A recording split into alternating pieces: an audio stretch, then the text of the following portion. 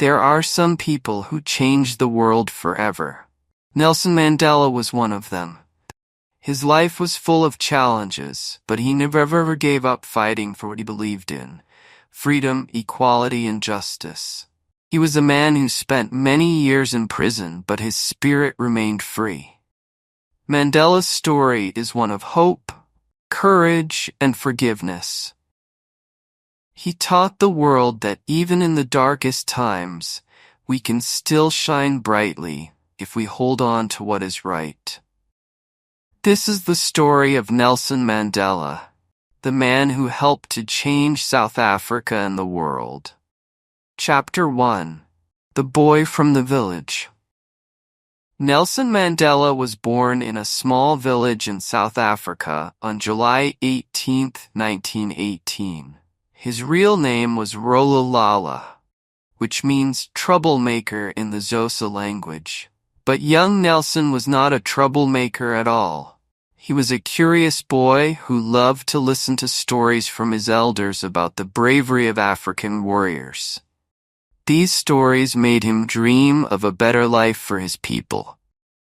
Nelson's father was a respected leader, but when Nelson was 9 years old, his father passed away. After that, Nelson went to live with a chief who took care of him. Nelson was lucky to go to school, which many black children in South Africa could not do at that time. A teacher gave him the name Nelson because it was easier for English speakers to say. Nelson liked learning, and he studied hard. As Nelson grew older, he began to notice the unfairness around him. In South Africa, white people had all the power, and black people were treated very badly. Black people could not vote, go to the same schools, or even live in the same neighborhoods as white people. Nelson felt this was wrong, and he wanted to do something about it. He dreamed of a South Africa where everyone, no matter their skin color, could live together as equals. Chapter 2: Joining the Fight. When Nelson was a young man, he moved to Johannesburg, a big city in South Africa. It was there that he began to study law at the University of Witwatersrand. During this time, Nelson met many people who shared his dream of a better South Africa. He joined the African National Congress, ANC, an organization that fought against the apartheid system. Apartheid was the name of the laws that separated white people from black people. Nelson quickly became a leader in the ANC. He wanted to fight for the rights of black people in South Africa, and he believed that peaceful protests were the way to do it. But the government did not want to change. They used violence to stop the protests, and many people were hurt or arrested. Nelson started to wonder if peaceful protests were enough. He and his friends decided that they needed to do more to be heard. In 1961, Nelson helped to start a group called Umkhonto weSizwe, which means Spear of the Nation. This group used sabotage to fight back against the government. They attacked government buildings and other places that represented the unfair laws. Nelson knew that this was dangerous, but he believed it was the only way to get the government to listen. Chapter 3: Life Behind Bars. Nelson Mandela's fight against apartheid made him a target. In 1962, he was arrested and sent to prison for 5 years. But his troubles didn't end there. In 1964, Nelson was put on trial again, this time for his role in the sabotage.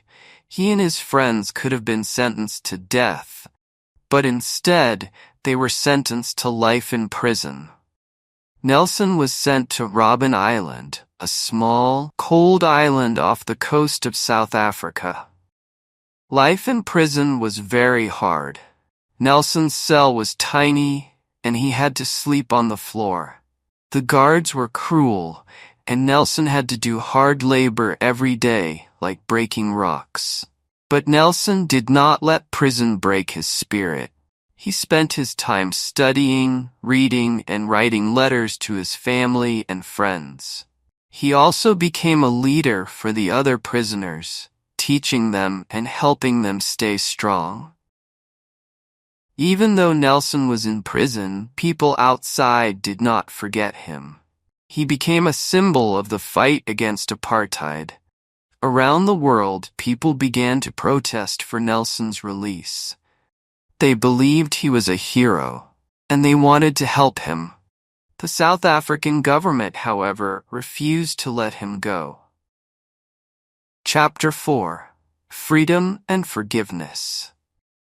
After 27 years in prison, Nelson Mandela was finally released on February 11, 1990. He walked out of the prison gates, holding his head high, even though he was now an older man. People cheered as Nelson raised his fist in the air. He was free, but the fight was not over. Nelson returned to his work with the ANC. He started to negotiate with the government to end apartheid and bring equality to South Africa. These talks were difficult, and many people were still angry. Nelson knew that South Africa needed peace, not more violence. He called for forgiveness and asked the people of South Africa to work together, no matter their race. In 1994, South Africa held its first election where people of all races could vote. Nelson Mandela became the country's first black president. It was a historic moment, and Nelson knew that it was only the beginning of building a better South Africa. He wanted everyone to have the same opportunities, no matter their skin color. Chapter 5: A Legacy of Peace. Nelson Mandela served as President of South Africa until 1999. He worked hard to unite the country, healing the wounds of the past. He started the Truth and Reconciliation Commission to allow people to talk about the crimes of apartheid and to forgive each other. Nelson believed that forgiveness was the key to moving forward as a nation. After leaving office, Nelson continued to work for peace and justice around the world. He traveled to many countries, talking about human rights and the importance of education. Even after retiring from politics, Nelson remained an inspiration to millions of people. He received many awards, including the Nobel Peace Prize, for his incredible work. Nelson Mandela passed away on December 5, 2013, at the age of 95. His death was a sad day for South Africa and the world, but his legacy lives on. Nelson Mandela's story teaches us that even in the face of great challenges, we can always find a way to fight for what is right. He showed the world that peace, forgiveness, and courage can change the world.